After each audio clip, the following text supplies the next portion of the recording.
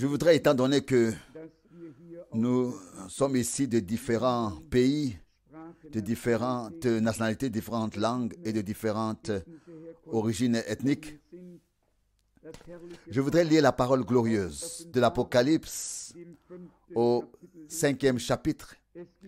Il y a de nombreux passages à ce sujet, y compris dans Galates, lorsque Dieu dit à Abraham, « En toi seront bénies toutes les nations de la terre. »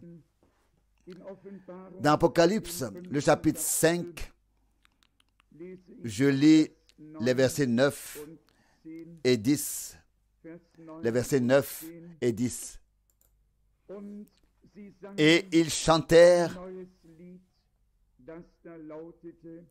un cantique nouveau en disant, « Tu es digne de prendre le livre et d'en ouvrir les sceaux, car tu t'es laissé immoler et tu as racheté pour Dieu par ton sang des hommes de toute tribu, de toute langue, de tout peuple et de toute nation.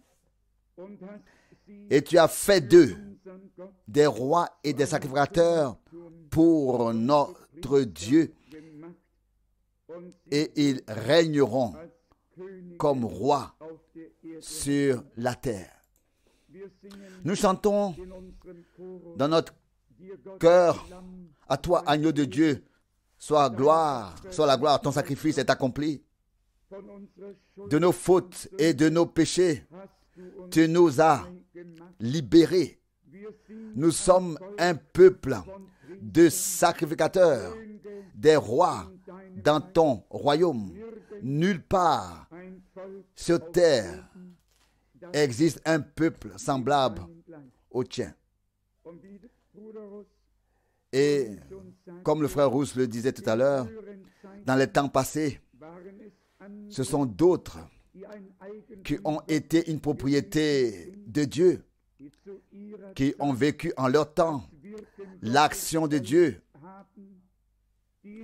qui ont reconnu dans leur jour la visitation divine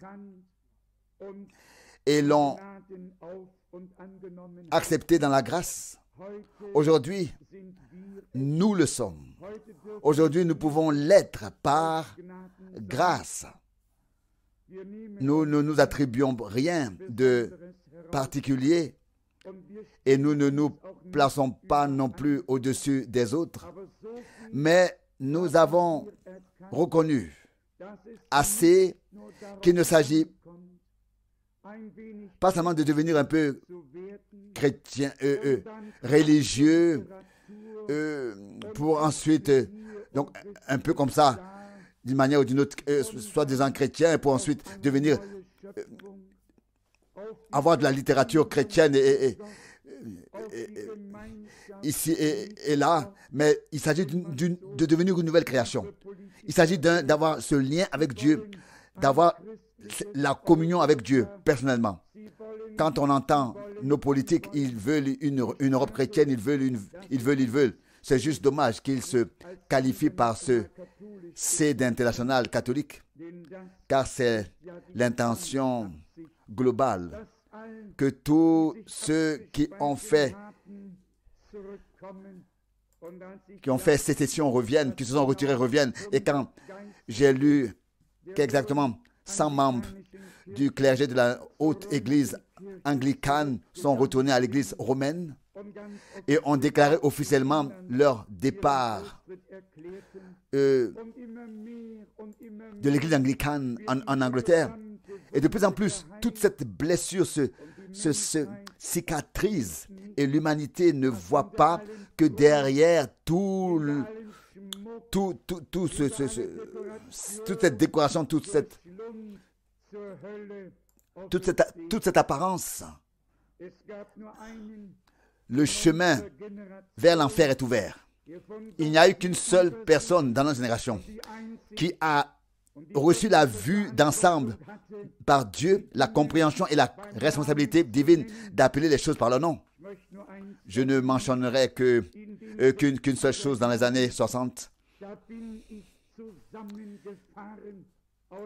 là, je me suis écroulé de la force corporelle. Alors que Frère Branham, sous l'inspiration directe du Saint-Esprit, il était sous l'inspiration directe du Saint-Esprit. Et soudain, il a eu toutes les dénominations devant les yeux et s'est exclamé dans sa prédication, toutes les dénominations sont des mouvements anti-Christ. Et déjà là, j'ai eu la première piqûre et la deuxième a suivi. Il a ensuite énuméré les différentes dénominations et parmi elles, la dénomination pentecôtiste. Et là, j'ai été terrifié. Et je me suis dit, au moment où j'entendais cela, homme de Dieu, tu ne vas pas là, trop loin. Aujourd'hui, 20 ans plus tard, je peux dire que Dieu a par grâce accordé à cet homme une vision, une vue prophétique. Lui a une vue prophétique, lui a montré où tous ces chemins allaient et cela a été plus loin que nous ne pouvons tous le reconnaître. Et cela est allé plus loin que nous pouvons tous le reconnaître. Le monde entier rend hommage à un homme et il ne le sait pas. Les plus grands politiciens et même les pires, s'ils veulent arriver dans le monde, s'ils veulent atteindre quelque chose, et quand il s'agit de faire les gros titres de la presse, alors il suffit qu'une visite au Vatican figure sur toute la liste. Ensuite, tout est, après tout, donc tout se déroule, tout marche, alors tout roule, n'est-ce pas? Et dans Apocalypse 13, il est écrit de l'Antichrist que le monde entier lui rendra hommage, sauf ceux dont les noms sont inscrits dans le livre de vie de l'agneau immolé depuis la fondation du monde. Et c'est là que nous revenons au point important. Seuls ceux qui ont réellement reçu la révélation divine sur Jésus-Christ pourront aussi recevoir la révélation divine sur l'Antichrist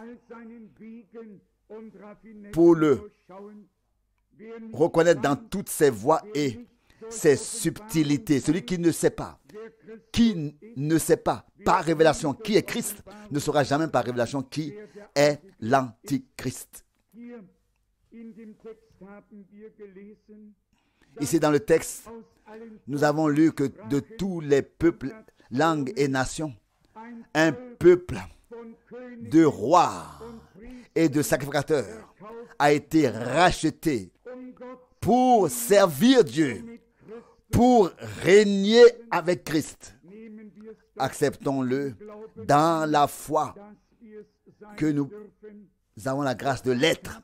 C'est aussi ce que nous avons considéré ici. Il y a des appelés et il y a des élus. Les appelés aussi ont la vie éternelle par la foi en Jésus-Christ. Mais ils ne peuvent pas avoir part à la première résurrection. Celui qui veut avoir part à la première résurrection doit accepter la parole révélée de l'heure. Il doit suivre avec obéissance le chemin de la foi avec Dieu. Une deuxième parole similaire se trouve dans Apocalypse, le premier chapitre. Apocalypse, chapitre 1, versets 5 et 6. Et de Jésus-Christ, le témoin fidèle, le premier-né d'entre les morts et le dominateur des rois de la terre, lui qui nous aime et nous a délivrés de nos péchés par son sang et a fait de nous un royaume et des sacrificateurs pour son Dieu et Père. À lui soit la gloire et le pouvoir pour toute l'éternité. Amen. Il y a des gens comme ça, et nous le remarquons déjà, surtout quand on commence à lire l'Apocalypse. C'est là que la plupart des gens s'arrêtent et disent soit que personne ne peut comprendre l'Apocalypse, soit que l'Apocalypse est seulement interprété et que chaque interprétation est différente. Ce n'est pas tout à fait vrai. L'Apocalypse a été interprété assez longtemps. Ce livre n'a pas été compris depuis assez longtemps, mais nous vivons à l'époque où le livre a été retiré des mains de son propriétaire initial. À l'époque où les sceaux ont été ouverts et le contenu révélé. Qui se souvient des prédications de Frère Branham de l'année spécialement 60 et 61, quand il disait à plusieurs reprises que le Seigneur lui avait montré quand sur sa route les bulldozers viendraient pour élargir sa route et installer de nouvelles canalisations. Lorsque sa clôture sera soulevée et qu'il percevra tout cela, alors le temps, sa clôture sera enlevée et qu'il percevra tout cela, alors le temps sera venu pour lui de partir vers l'ouest. Toute sa vie, il a attendu ce moment. Toute sa vie. Et je me souviens très bien du jour où je suis effectivement arrivé en décembre 1962 sur cette rue Evelings, c'était sa rue, et tout était bouleversé par les bulldozers. La clôture était couchée, les poteaux étaient renversés, ainsi de suite. Ensuite, quand j'ai parlé à Frère Branham, il m'a dit plusieurs choses.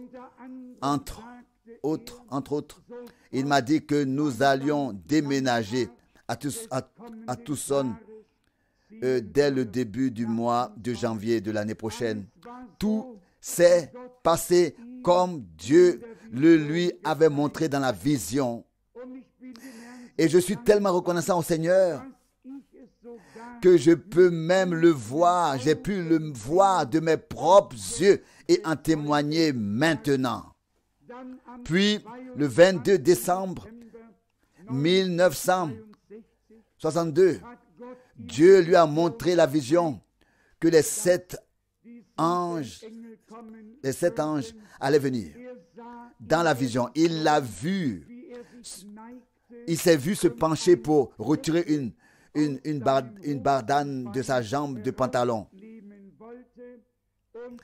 Et alors qu'il se penchait, un bruit assourdissant, très puissant, a retenti.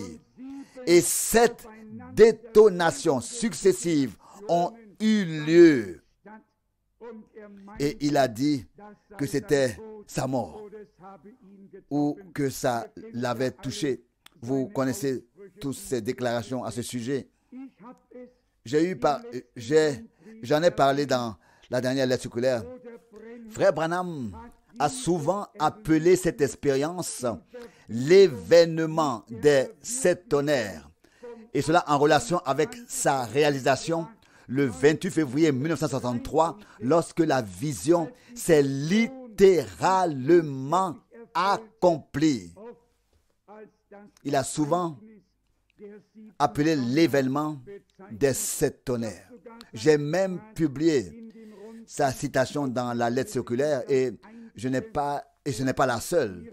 Il y en a plusieurs comme elle qui en parlent ainsi de cette manière. Mais les frères l'ont ensuite mal compris. Ils n'ont pas ils n'ont pas approfondi la question, ils n'ont pas allé assez approfondi, pas assez réel pour comprendre dans le contexte de quoi il s'agissait vraiment comme événement. Ce n'est pas parce qu'une phrase correspond à mon concept que je dois la sortir de son contexte initial. Je dois laisser cette phrase là où elle a été faite, dans son contexte. Et je considère comme une grande grâce de Dieu que nous avons eue dès le commencement de ne pas aller au-delà de ce qui est écrit, de ne rien interpréter de notre propre chef, mais d'attendre qu'il plaise à Dieu de faire certaines choses. Heureux celui qui sait attendre, qui sait persévérer, qui sait prendre patience. Tout ce que nous pouvons faire nous-mêmes, Dieu doit le faire. Dieu devra le mettre de côté. Cela ne pourra pas subsister devant lui. Qu'espérons-nous obtenir ainsi devant Dieu en faisant les choses nous-mêmes? Non. Nous attendons l'action surnaturelle de notre Dieu. Ceux qui continuent à lire les prédications savent que Frère Branham ne savait pas toujours, tout de suite, ce que cela signifiait. Comment cela allait s'accomplir. Je pense en particulier au moment où il a eu cette vision de la tente et de toutes les choses qui allaient s'y produire. Il dit même, je ne sais pas si c'était une tente ou une cathédrale. D'une part, elle ressemblait à une tente parce qu'elle était ronde, et d'autre part, elle avait une surface qui ressemblait à une cathédrale. Il ne savait pas comment cela allait se passer, ni quand cela allait se passer. Bien-aimés, tous ceux qui ont déjà reçu quelque chose de la part de Dieu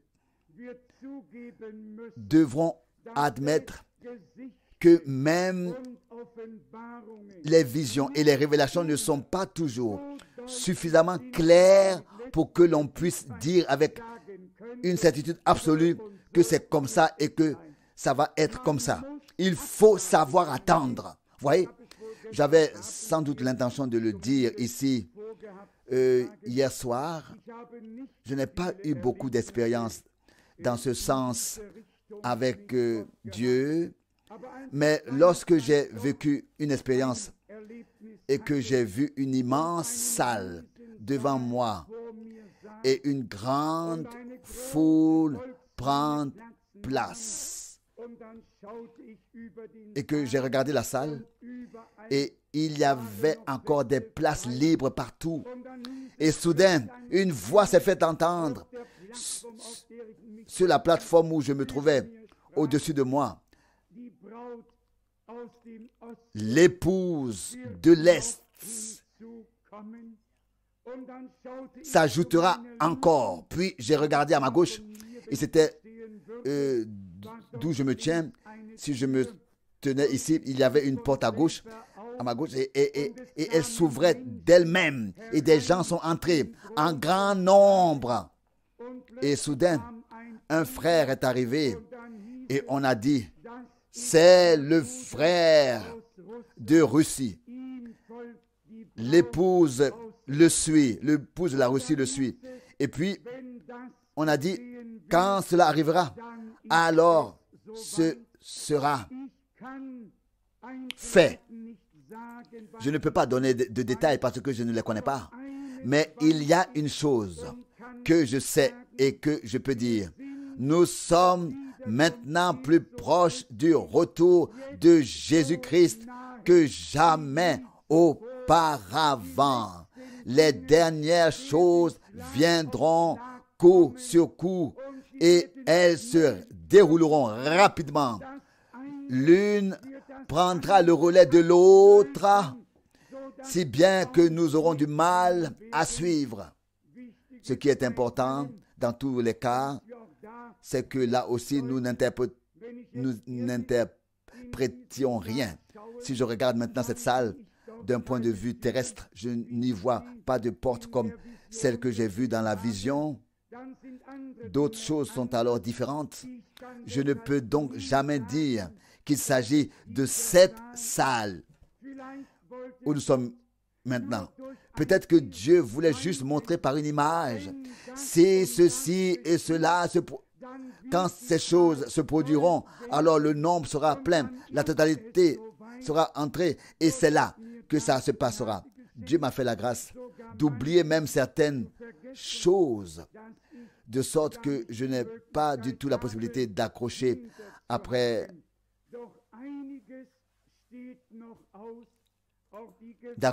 des choses. Mais il reste encore beaucoup à faire, même les choses énormes que Frère Branham a vues.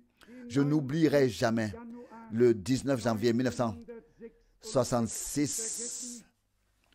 Vous savez, c'était seulement 3 ou 4 semaines après le départ de Frère Branham. Et nous n'étions pas tous de très bonne humeur. Nous étions tristes parce que le Seigneur avait pris à la maison un tel homme de Dieu. Et je l'avoue ouvertement, j'étais très inquiet et je le suis encore aujourd'hui. Quand je pense à l'achèvement de l'Église épouse et ensuite à ce que nous avons reçu jusqu'à présent, alors je ne sais pas comment l'œuvre sera menée à son terme. Tant que Frère Branham était ici, Dieu a été avec lui d'une manière extraordinaire. Il faut que vous vous en rendiez compte. Après la prédication, une action surnaturelle de Dieu a en effet commencé sur la terre. L'ange du Seigneur s'est placé à sa droite sur la plateforme. Et il a dit, au jour du jugement, vous verrez que l'ange s'est tenu à moins de 2 pieds de moi. 3 pieds, c'est environ 1 mètre. Donc 3 pieds, c'est 96 cm, 96 cm. Alors vous pouvez imaginer que l'ange du Seigneur se tenait juste à sa droite. Directement à sa droite, juste à sa droite. Que Frère Branham soit en Allemagne, en Suisse, en Finlande, en Inde, en Afrique, où il prêchait. Son traducteur était toujours à sa gauche. Toujours. Il n'y a jamais eu de service où le traducteur se trouvait à la droite de Frère Branham.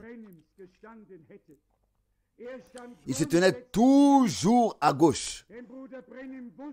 Car Frère Branham savait que l'ange du Seigneur se tiendrait à sa droite lorsque le service commencerait. Maintenant, imaginez qu'un ange du Seigneur se place à côté de lui sur la plateforme et que la colonne de feu, la lumière surnaturelle entre dans la pièce. Il la voit avec ses yeux ouverts. Il n'a jamais fermé les yeux lorsqu'il a vu une vision. Quand les croyants voient une vision, ils ne le font jamais les yeux ouverts. Si tu regardes ici avec les yeux ouverts, tu vois ici la plateforme. Et quand je regarde là, je vous vois. Celui qui veut voir une vision de Dieu doit avoir les yeux fermés pour pouvoir ensuite être emporté dans une autre dimension.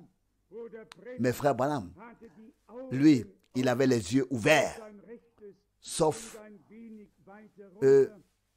l'œil droit qui descendait un peu plus bas. On pouvait le voir directement. J'ai littéralement regardé ce qui se passait pendant qu'il voyait une vision. C'était un moment. Au moment du rassemblement, on remarquait que l'action surnaturelle de Dieu avait commencé. Bien-aimés, j'ai dit cela pour la raison suivante. Nous avons parmi nous des nouveaux venus et vous demandez, et ils se demandent à juste titre, oui, qui est donc ce frère Branham-là? Qu'est-ce que vous avez avec lui? Ce n'est pas nous qui l'avons, c'est Dieu qui l'a. Et parce que Dieu l'a eu avec lui, Dieu l'a aussi avec nous. Nous avons compris et reconnu que Dieu l'a envoyé dans notre génération et que Dieu était avec lui et qu'il n'y a jamais eu d'homme sur terre qui ait exercé un tel ministère. C'est pourquoi nous sommes convaincus, comme il lui a été dit lors de son envoi le 7 mai 1946, que son message ira loin et qu'il priera pour les rois et les princes. Qui peut imaginer que le prestigieux roi George, le 6e d'Angleterre, demande à frère Branham de venir prier pour lui avant de mourir. Le roi d'Angleterre, le père de la reine Élisabeth, n'a pas appelé un Billy Graham ou qui que ce soit d'autre. Il a fait appeler frère Branham. Et vous avez certainement lu le livre Un homme envoyé de Dieu, par Dieu, envoyé de Dieu, lorsque les croyants d'Afrique du Sud ont appris que frère Branham allait venir à Londres. Ils ont mis cette Nightingale qui n'avait que la peau sur les os dans un avion et l'ont amené à Londres. J'aime lire ces témoignages. Il y a un frère Branham dans la chambre d'hôtel et soudain une colombe blanche est assise sur le bord de la fenêtre dehors. Et là, de bonne heure, très tôt le matin, et frère Branham dit au Seigneur, qu'est-ce que tu veux me dire par cela? Qu'est-ce qui m'attend ici? Je ne sais pas si tous ces détails se trouvent dans l'édition allemande. Probablement que oui. Et Dieu a tout arrangé pour que cette femme qui n'avait que la peau sur les os et qu'aucun homme ne pouvait plus comprendre ou trouver encore de la vie en elle, cette femme a retrouvé la santé en un instant. Nous avons vu les deux photos. L'une complètement condamnée et marquée par la mort et l'autre photo montrant comment elle vit normalement ensuite. Bien-aimé, Dieu dans notre temps a fait dans nos jours a fait de grandes choses. Mais nous en tenons à l'indication et aux deux citations de ces choses. Elles sont devenues pour nous des repères. Elles ont indiqué un but. Et ensuite, frère Branham dit, ce ministère, avec les miracles et les signes, et avec le don de discernement, m'a été donné par Dieu pour attirer l'attention des gens sur ce que Dieu a à leur dire par le message. Il a ensuite fait la comparaison que notre Seigneur Jésus aussi avait lui d'abord eu ce ministère énorme avec les guérisons, avec la résurrection des morts et ainsi de suite. Et puis le message ensuite a suivi auquel beaucoup s'en sont offusqués, n'est-ce pas? Ils n'ont plus suivi le Seigneur. Combien de fois j'entends cela à l'étranger et de la part de prédicateurs, d'évangélistes, etc. Ils disent, frère Franck, nous savons que William Branham était un homme envoyé de Dieu, ou alors par Dieu. Mais ces 3 dernières années, il s'est passé quelque chose. Il a prêché différemment qu'avant. Et puis, ensuite, il me demande encore si je n'en sais pas plus à ce sujet. Et comme vous pouvez vous en douter, ils ont trouvé en moi le bon interlocuteur, n'est-ce pas? Je sais, en effet, ce qui s'est réellement passé au cours des 3 dernières années et ce qui était tout à fait différent. En mars 1963, c'était quand? Du 16 jusqu'au... Ou bien alors, du 17 jusqu'au 24 mai, mars, du 17 jusqu'au 24 mars, c'était l'ouverture des sceaux. Et là, frère Branham témoigne devant le Dieu Tout-Puissant qu'il a attendu chaque jour jusqu'à midi dans sa chambre et qu'il a baissé les stores. Et soudain, la lumière surnaturelle est entrée dans la pièce et le sceau, lui, a été littéralement révélé mot à mot et communiqué de manière surnaturelle de la part de Dieu. Et c'est pourquoi il a pu dire que c'est ainsi dit le Seigneur. Dans le premier sceau, vous entendez vous l'entendez rapporter. Il dit alors, j'aurais fait une grosse erreur si le Seigneur ne m'avait pas interpellé aujourd'hui vers 14 heures. Il avait auparavant parlé du premier sceau d'une manière tout à fait différente. Mais maintenant, ce sceau lui a été révélé par cette lumière surnaturelle, de cette lumière surnaturelle. Et puis il est passé du premier au deuxième, puis au troisième sceau, puis au quatrième sceau. Et chercher sur terre un seul homme parmi tous ceux qui ont déjà interprété, s'ils avaient atteint le but même de loin. Ils ont tous tâtonné dans l'obscurité, comme frère Branham lui-même, jusqu'au jour où il a plu à Dieu de révéler toute l'affaire. Et là même un frère Branham ne peut pas dire « je le savais déjà auparavant ». Il devait dire « je ne le savais pas moi-même ». Et c'est ainsi que nous donnons tout l'honneur à Dieu. Et vous aussi, et lui aussi, il a donné tout l'honneur à Dieu et à Dieu seul. Quelqu'un m'a dit que frère Branham avait ouvert les sceaux. Je dis arrêtez. Il est écrit que seul l'agneau était digne de prendre le livre et d'en ouvrir les sceaux. Nous rendons gloire qu'à Dieu seul, et cela par Jésus-Christ, notre Seigneur.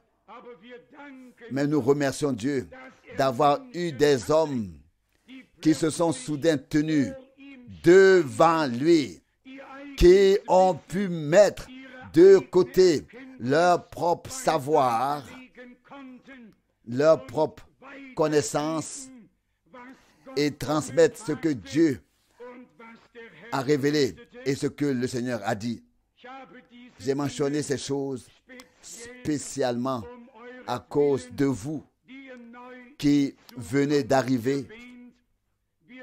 En effet, nous les savons et les connaissons déjà, mais même un rafraîchissement de ces choses merveilleuses nous font du bien.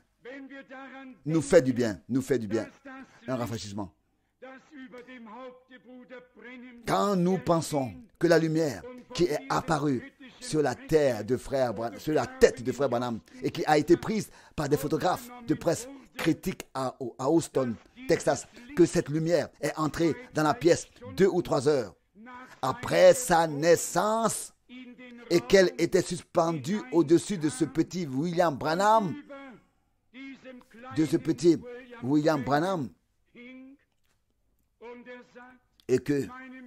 et qui dit que ma mère, il disait ma mère et toutes les femmes qui étaient là l'ont vu et se sont demandé ce que cela pouvait bien signifier. Et puis à l'âge de 7 ans, la voix est sortie de l'arbre et lui a parlé. Il connaît aussi cette histoire. Vous connaissez aussi cette histoire, n'est-ce pas? Vous connaissez cette histoire? Il devait porter de l'eau, n'est-ce pas? À l'époque, il n'y avait pas encore de robinet, du moins pas dans les montagnes du Kentucky, que l'on aurait pu ouvrir d'où l'eau aurait coulé. Et alors qu'il passait sous ce peuplier imposant, il y eut soudain au sommet en haut de la couronne une puissante tempête comme si elle voulait tout déchirer ou tout brûler. Frère Branham a levé les yeux, pris peur et une voix lui a parlé du sommet de cet arbre. Ne fume pas, ne bois pas, ne souille pas ton corps, car lorsque tu seras plus âgé, il y aura une œuvre que tu auras à accomplir. Il courut chez lui à la maison. Il avait 7 ans. 7 ans. Qui est ici? Qui a 7 ans ici parmi nous? Qui a 7 ans?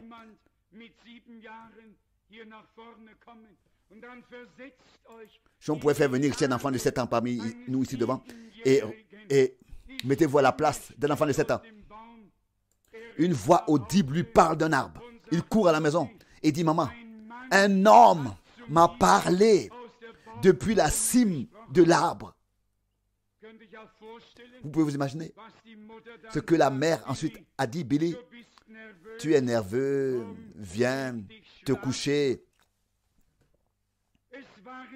C'était des expériences tout au long de sa vie. Et le témoignage d'une vocation divine qui ne vient pas un jour, mais qui est une telle vocation est dès l'enfance, dès le ventre de la mère. De tels hommes sont consacrés par Dieu à une tâche de l'histoire liée à l'histoire du salut et sont destinés et consacrés à Dieu depuis le ventre de leur mère. Et ce sont ces prophètes qui ne viennent pas dire: oh, je suis prophète ici, mais des hommes qui n'ont pas d'estime pour eux-mêmes et qui doivent nager à contre-courant de la masse et se tenir du côté de Dieu, qu'ils vivent ou meurent à cause de la parole de Dieu. Un tel homme était frère Branham. Nous sommes reconnaissants à Dieu pour son ministère. Si l'on regarde un peu son anglais et la construction de ses phrases, on doit dire que sa formation scolaire n'allait pas jusqu'à la classe moyenne. Mais Dieu prend ce qui n'est rien devant le monde pour réduire à néant ce qui est quelque chose. Vous savez, il a été ordonné dans l'église baptiste dès son plus jeune âge comme prédicateur par le docteur Roy Davis. Et cela n'a duré que quelques mois. Puis vint la première mission et Dieu commença à agir et à parler de manière surnaturelle. C'est alors que frère Branham est allé voir cet homme bienveillant. Et c'est ainsi qu'il l'appelle. C'était un homme raffiné, mais qui ne comprenait pas le surnaturel. Et cet homme lui dit: Qui penses-tu, qui crois-tu que quelqu'un viendra t'écouter? Qui crois-tu qui viendra t'écouter? Toi, avec ton peu d'instruction, et ainsi de suite. Et il répondit textuellement, tu parleras au poteau de la chapelle. Il y avait probablement eu 2, 3 ou 4 piliers dans le tabernacle aussi. Le frère Branham avait des piliers dans la pièce. C'est probablement ce qu'il a voulu dire. Et puis frère Branham a dit en toute humilité, si Dieu m'envoie avec un message, il aura des gens pour entendre ce message. Et comme nous sommes reconnaissants au Seigneur de l'avoir entendu, nous aussi, de l'avoir entendu nous aussi. Bousculer le frère peut... il pourra dormir sur ses 2 oreilles plus tard, mais pas dans la réunion. On peut déjà céder du coude. On peut déjà céder du coude. Et comme je l'ai dit, nous sommes de tout cœur reconnaissants à Dieu d'avoir entendu ce message divin. Mais maintenant que le sommeil arrive, je voudrais m'arrêter. Je pensais que les gens allaient se réveiller. Mais quoi qu'il en soit, certains sont trop fatigués par le travail, qu'on ne leur en tienne pas rigueur. Encore une parole magnifique tirée du 2e chapitre de Pierre. Tant de choses sur le ministère et l'appel de frère Branham. Et je vous demande à tous de comprendre que nous avons reconnu et constaté dans ce mandat divin une confirmation de la prédication avec l'Ancien et le Nouveau Testament. Veuillez nous croire. Nous ne suivons pas des fables habilement conçues. Nous avons lu les Saintes Écritures et savons qu'il en est ainsi. Dans l'épître de Pierre, 1 Pierre, chapitre 2, nous lisons à partir du verset 9. 1 Pierre 2, verset 9. Vous, par contre, vous êtes la descendance élue, le sacerdoce royal, la nation sainte, le peuple choisi pour lui appartenir. Et vous devez proclamer les vertus et les œuvres glorieuses de celui qui vous a appelé des ténèbres à son admirable lumière. Vous qui étiez auparavant un non-peuple, mais qui êtes maintenant le peuple de Dieu. Autrefois, sans la miséricorde de Dieu, mais maintenant riche de la miséricorde de Dieu. Il devrait aller de soi et se laisser comprendre que Dieu ne peut pas dire oui et amen à toutes les orientations. Il ne peut pas dire que vous les méthodistes vous avez raison, que vous les baptistes vous avez aussi raison, que vous les mennonites avez raison et que tous les ont raison, environ 300 et plus. Et puis peut-être que s'arrêter ici à Krefeld. Non, Dieu ne peut pas faire cela. Dieu doit placer sa parole comme norme unique, comme standard par la prédication dans l'Église parmi le peuple de Dieu. Et alors tous et tous les autres, tous ceux qui veulent suivre Dieu, obéir à Dieu, doivent abandonner tout le reste et servir et suivre le Seigneur. Même aussi loin qu'écrit, tel qu'il est écrit dans Éphésiens au chapitre 4, au verset 5, un seul Seigneur, chapitre 4, verset 5, une seule foi, un seul baptême, etc. Il faut en effet en arriver là et reconnaître que ce n'est plus le temps où les gens ont les propres enseignements, leurs propres révélations, leurs propres connaissances, leur tradition, leurs coutumes et tout ce qui s'est accumulé depuis des années et qu'ils apportent encore toutes ces choses et pratiquent toutes ces choses et mélangent ça avec la parole de Dieu. Ce n'est pas possible. Ce n'est pas possible avec Dieu, ce n'est pas possible. Nous devons tout mettre de côté et nous placer devant Dieu et lui donner raison à lui et à sa parole seul et nous laisser mettre en accord avec sa parole. Éphésiens chapitre 4, versets 4 et 5. Un seul corps et un seul esprit, comme vous avez été appelés à une seule espérance lors de votre vocation. Il y a un seul Seigneur, une seule foi, un seul baptême, un seul Dieu et Père de tous, qui est au-dessus de tous, par tous et en tous, etc., etc. Un seul Seigneur, une seule foi, un seul baptême. Quand on va parmi le peuple dit chrétien, vous ririez. Mais c'est vrai. Il y a des baptêmes où ils arrosent beaucoup les gens avec des seaux. On arrose les gens tout simplement. Où ils arrosent les gens, ils appellent cela baptême. Des baptêmes. Et puis il y a aussi les baptêmes dont tout le monde a maintenant compris qu'ils ne peuvent pas être corrects. Qu'ils ne peuvent pas être corrects. Ils sont alors 3 fois comme ça dans la soi-disant Sainte Trinité qui n'existe pas du tout. Il n'y a en effet qu'un seul Dieu qui s'est révélé au ciel comme Père, sur terre, dans le Fils et dans le peuple de Dieu par le Saint-Esprit. Mais il n'y a pas 3 dieux. Il n'y a vraiment qu'un seul Dieu, comme nous venons de le lire dans les Saintes Écritures. Mais les hommes l'ont repris de génération en génération.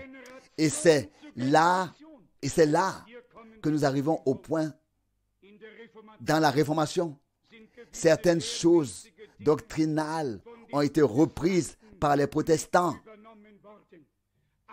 Le vieux levain romain,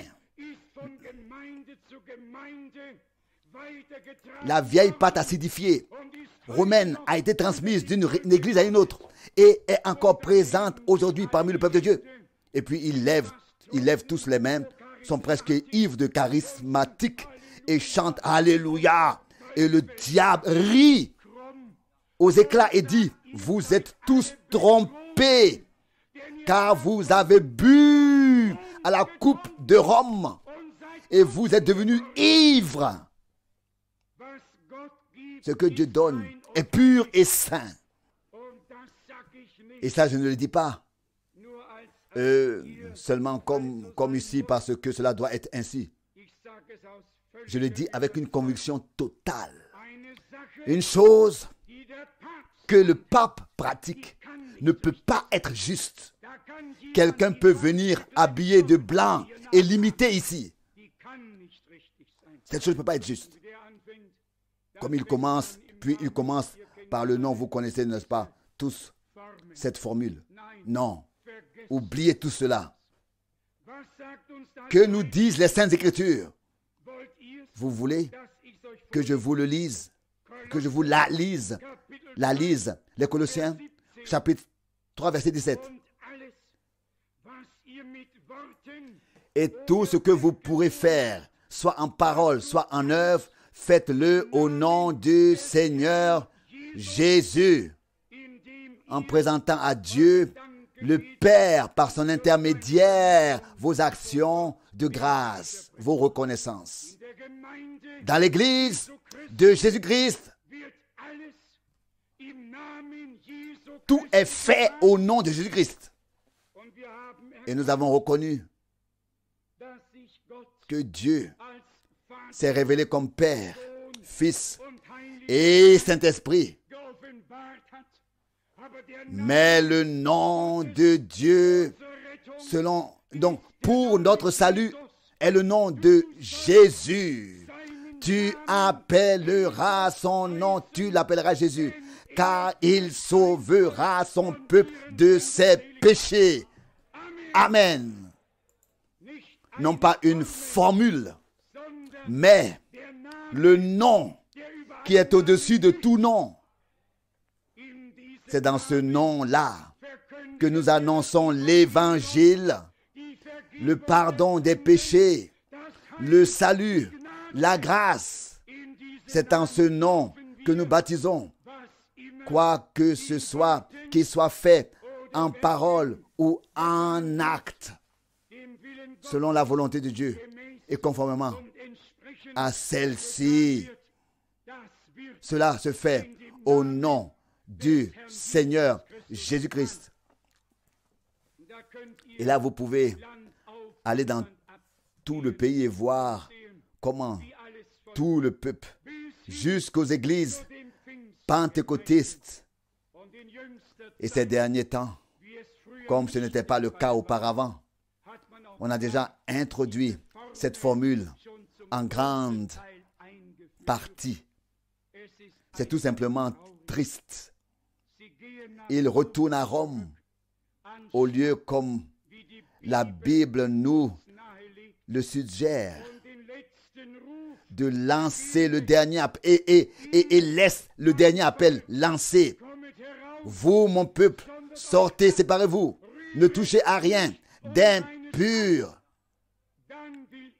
et je vous accueillerai, agréerai, et vous serez mes fils et mes filles, et je serai votre Dieu. La confusion ne sera pas dans le ciel. Dans le ciel, il y aura une troupe rachetée par le sang, un peuple de rois et de sacrificateurs, un peuple purifié par le sang, lavé par la parole, sanctifié par l'esprit. Une église des premiers-nés, une église qui sera changée à l'image de Jésus-Christ. Veillons à ce que nous en fassions partie par grâce. Je conclurai par la pensée que Frère Rousse a transmise au début. Nous ne pouvons pas adhérer à l'Église de Dieu. Nous ne pouvons pas en devenir adhérents. Nous devons y naître par l'Esprit. Jésus a dit, ce qui est chair est chair. Ne t'étonne pas que je t'ai dit, vous devez naître de nouveau, que vous deviez naître de nouveau.